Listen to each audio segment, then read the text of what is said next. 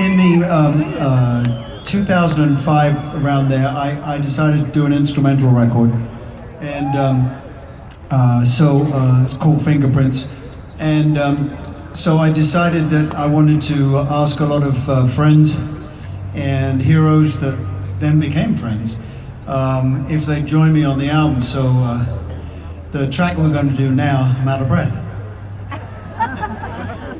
It's the solos. I don't wear my voice out with the singing. It's when I'm playing the solos. It's like.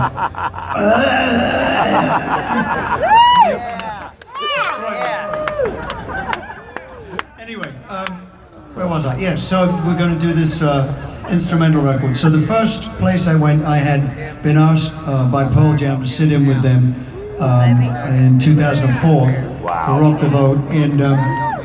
So I made my way to Seattle, to Grungeville, and Matt Cameron and Mike McCready of Pearl Jam joined me on this track. And we actually did this track, and we did another one which we wrote together, which was fantastic. So that was great. And let's see, yes, Warren Haynes, fantastic guitar player, and dear friend, and we played some blues up in New York there, and put that track on that, which was great. And so then there's a band that if it weren't for every musician, I think, has someone or some band that they first heard of and thought, I want to do that, you know. And the first band or players that I listened to was an English band called The Shadows, and they were Cliff Richard's backup band. Cliff Richard's like the English Elvis. Cliff Richard was great. Almost. And so anyway, The Shadows had all these huge instrumental hits pre-Beatles, and it was, I wanted to be in The Shadows. I wanted to be Hank Marvin, the lead player. So I got to know him over the years and asked him if he would join me with Brian Bennett, the drummer of The Shadows, to get together and write something and do an instrumental, which would be my dream. So I spent 23 hours, we worked all day in the studio, and we wrote and recorded something together. It means a lot to me, probably not so much to you, but I met my idol and I got him to play with me, which was unbelievable. And so yes, the other person that I wanted to call, when I was 14, I was produced and managed by Bill Wyman of the Rolling Stones, the bass player, the original bass player, and so I knew those lads, and so I called them up and I said, "Hey Bill, I'm doing an instrumental record. Do you think you could play on it?" "Yeah, I suppose so, yeah." So I said, "Well, really? I mean, I know you haven't played with Charlie Watts, you know, the drummer of the Rolling Stones, since the end of Steel Wheels tour when you left. What do you think about Charlie, maybe, you know?" He said, "I'll ask him." So you get the picture here, right? So anyway, nothing happened for a couple of days, and the phone rang, and it's Charlie Watts. "Oh, Charlie, how you doing?" "I'm doing fine." And he says, "I'll do it." So that was it. I reunited with very short sentences the original Rolling Stones rhythm section for this track, and it was a thrill to see them enjoy playing music together again.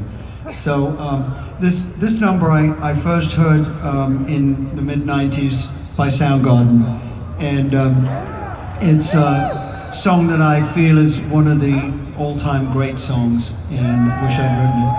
And so I thought, well, when it first came out, I thought, well, I could never sing that because Chris Cornell is like, oh my God, what a great song. Such a huge fan. And so I thought, well, instrumental album, I could do it on that. So went to Seattle and we played on it, played that track. And Matt Cameron actually played on the original with Soundgarden. But so then I got this after the album came out. I got a call from Chris Cornell, and he said, "I love what you've done with this track, and I'd like you to come and play it live with me on stage." So I got to play with Chris Cornell. So that was.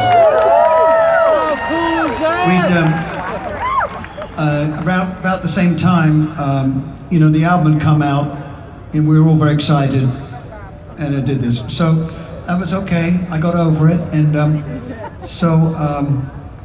I thought, move on. Just move on. So a few weeks later, I go to the mailbox, and there's all these manila envelopes in there. So I bring them inside, and it's 2 Grammy nominations for the album. So I thought that was great, and so I went to the Grammys.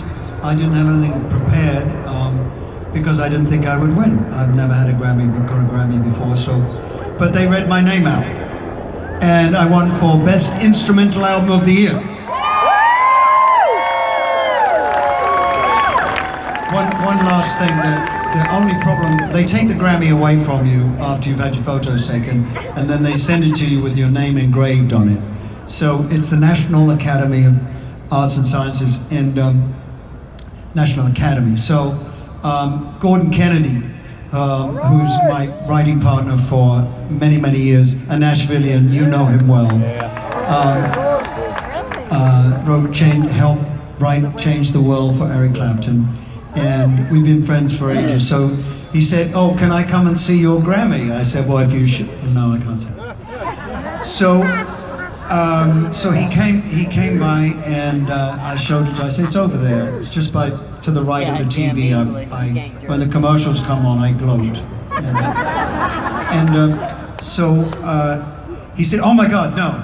I said, "What's happened?" He said, "They've misspelled something." I said, "What? My name?" He said, "No. It's supposed to say the National Academy, but my one says the National Adademy." And so Gordon said, "I know the people that make this, the guy that makes these, I know they're going to want it back to change this." I said, "They're not getting this one back, buddy. This one's one of a kind. It's worth $1 billion. So they didn't get it back. Anyway, this one, I like to, each time we play this number, since we've lost Chris Cornell, it's become more and more important to us, and so we always like to dedicate this to Chris Cornell, his wife Vicky, and their 2 children.